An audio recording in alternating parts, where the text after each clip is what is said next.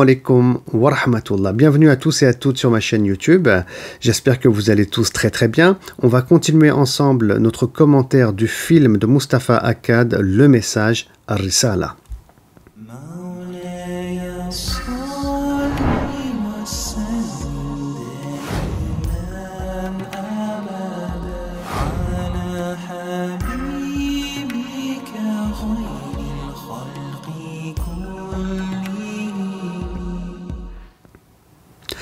Salam alaikum. Donc on va voir ensemble aujourd'hui un nouvel extrait du film où on voit un compagnon qui apporte une lettre, une missive qui a été envoyée par le prophète Mohammed sallallahu alayhi wa sallam au gouverneur ou au patriarche, on verra ça tout à l'heure, d'Alexandrie qui s'appelle Al-Muqawqis. Donc regardons ce petit extrait et on se retrouve tout de suite après pour un commentaire.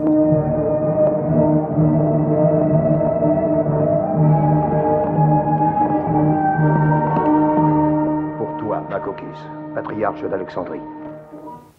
Voilà donc, c'est vraiment un très court extrait qu'on va voir aujourd'hui, mais il y a quand même beaucoup à dire. Donc, cette lettre qui a été envoyée par le prophète sallallahu alayhi wa sallam, elle est envoyée bien entendu tout de suite après le traité de paix de Hudaybiyah, comme on a eu déjà l'occasion de le souligner. Et Mustafa Akkad donc montre cet extrait, cet épisode, encore une fois, avant le générique du film, car il veut vraiment insister sur cette idée que l'islam est un message. Et d'ailleurs, le nom du film est Ar-Risala, le message. Un message qui est une invitation à adorer un Dieu unique qui est Allah subhanahu wa ta'ala, un message aussi qui porte de très belles valeurs qu'on va découvrir au fur et à mesure de l'avancée du film.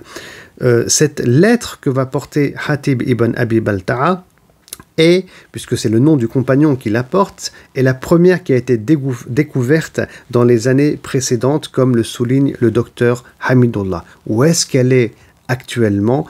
Elle est donc au musée Topkapi à Istanbul, car elle a été achetée précédemment par le sultan Abdelmajid Ier. Qui est donc Hatib ibn Abi Balta'a? Avant de répondre à cette question, un mot sur le contenu de la lettre. Qu'est-ce qu'elle dit? Je lis ici un passage du livre Ar-Rahiq al-Makhtoum, donc de Al-Mubarakfuri. La lettre dit: au nom de Dieu, le miséricordieux, par essence et par excellence, de Mohammed, le serviteur de Dieu et son messager, à Al-Muqawqis, grand chef des Coptes. Que la paix soit sur celui qui suit la direction. Je vous invite à embrasser l'islam. Deviens musulman, tu seras sauf et Dieu t'accordera une double récompense. Mais si tu refuses, tu supporteras le fardeau des péchés commis par tous les Coptes.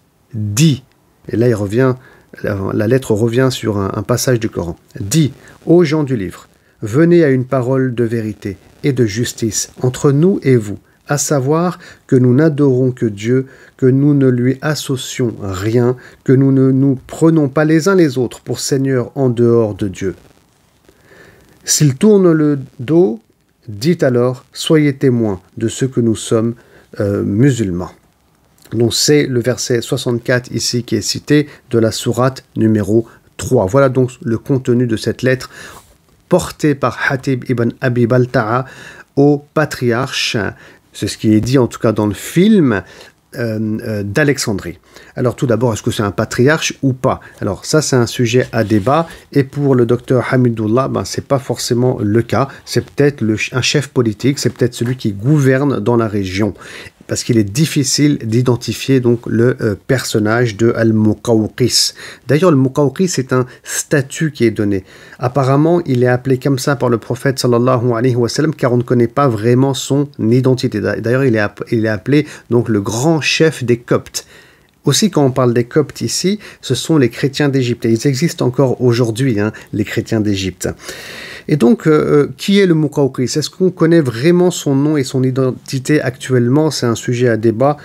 Par exemple, on a Al-Mansour Fouri dans son livre Rahmatun lil Alamin qui dit que ce Muqawqis s'appelle Jurayj, le fils de Matta. Alors que Hamidullah dit que c'est peut-être plutôt quelqu'un qui s'appellerait Benjamin, ou éventuellement un certain Jurayj, mais qui serait plutôt le fils de Mina ibn Qurqub.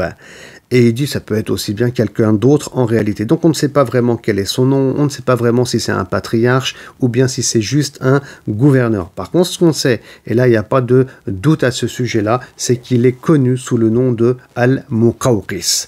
Cette lettre est portée par Hatib ibn Abi Balta'a, un des grands compagnons du prophète sallallahu alayhi wa sallam qui est décédé en l'an 30 de l'Hégire et il appartenait donc à la tribu des Lahm. Il était présent lors de la bataille de Badr, il était aussi présent à Hudaybiyah.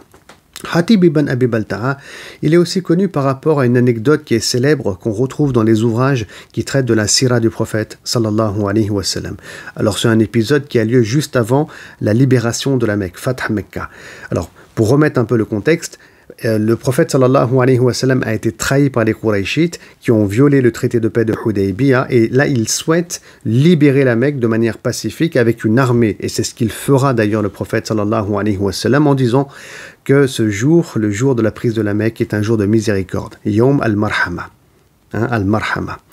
Et bien Hatib ibn Abi Balta'a, il voulait informer les Mécois de la venue des musulmans, ce qui est quelque part de la haute trahison, et c'est très grave. Mais pourquoi il a voulu faire ça?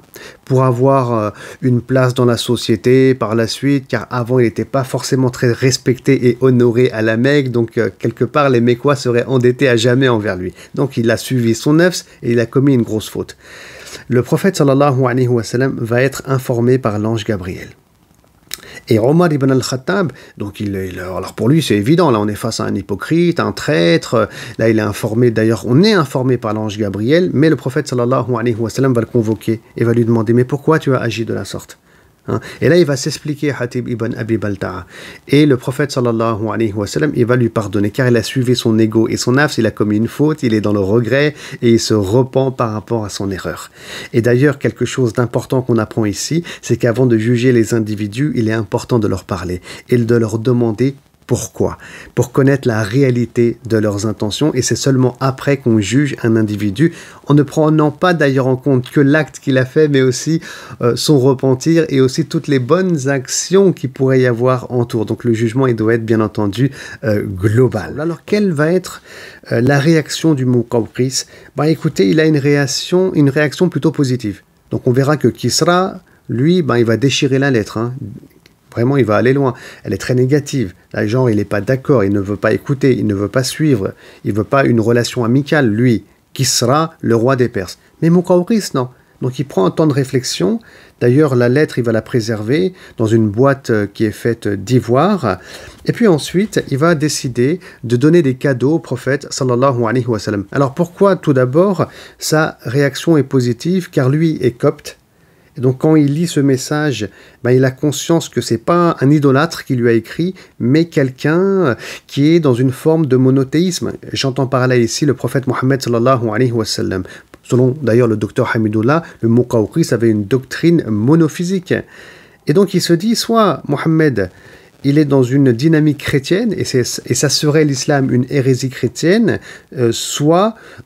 Et il est possible que le Muqawqis souhaite un rapprochement avec le prophète sallallahu alayhi wa sallam pour l'amener à sa propre doctrine. Mais quoi qu'il en soit, parce qu'on ne sait pas vraiment ce qui se passe, on est dans des hypothèses, le Muqawqis souhaite entretenir des relations amicales. Donc, il va préserver la lettre et ensuite il va envoyer des cadeaux au prophète Mohammed sallallahu alayhi wa sallam. Alors qu'est-ce qu'il y a dans ces cadeaux? Il y aura quelques vêtements, comme il est mentionné dans les ouvrages. On aura aussi une mule qui est très célèbre et qui s'appelle Duldul. Alors Duldul, c'est la première mule du prophète sallallahu alayhi wa sallam et il l'aimait vraiment beaucoup. D'ailleurs, on rapporte que quand Duldul va vieillir, qu'elle n'aura pas toutes ses dents pour se nourrir, c'est le prophète sallallahu alayhi wa sallam qui moulera de l'orge et qui donnera cet orge-là à manger à sa mule qu'il aimait beaucoup. Et on voit ici que le prophète sallallahu alayhi wa sallam était une rahma, une miséricorde pour les mondes, même pour le monde animal.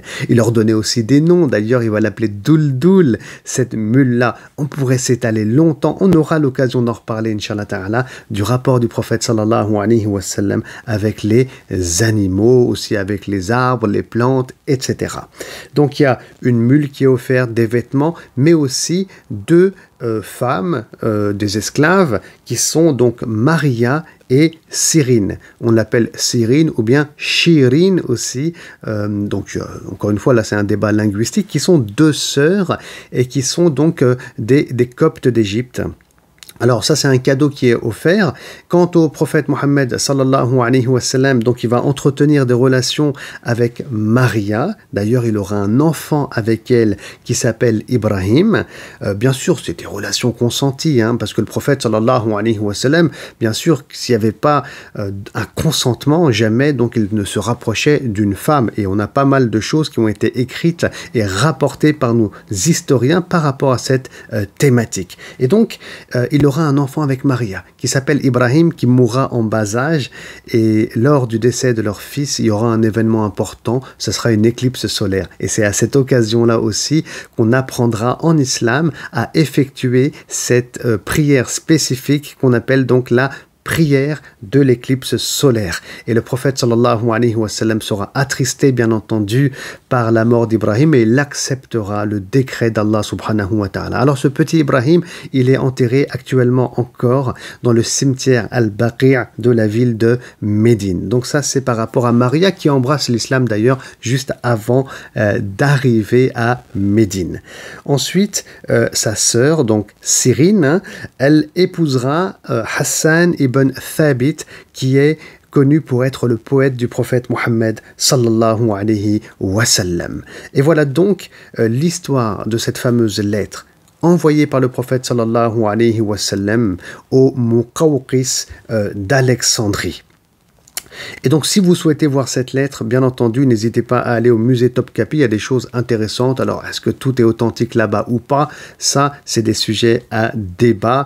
Il y a des choses qui sont éventuellement parfois folkloriques, difficiles à contrôler et à vérifier. Par contre, parmi les choses qui sont authentifiées, on a cette première lettre qui a été retrouvée parmi les lettres envoyées par le prophète sallallahu alayhi wa sallam. En tout cas, c'est l'avis de Hamidullah que cette lettre est bien authentique.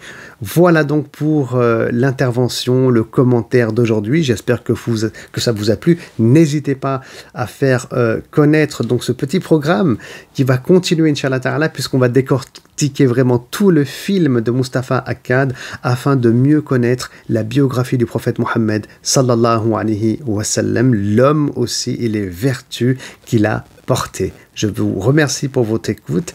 Shukran jazilan et à très bientôt. Salam alaikum wa rahmatullahi wa barakatuh.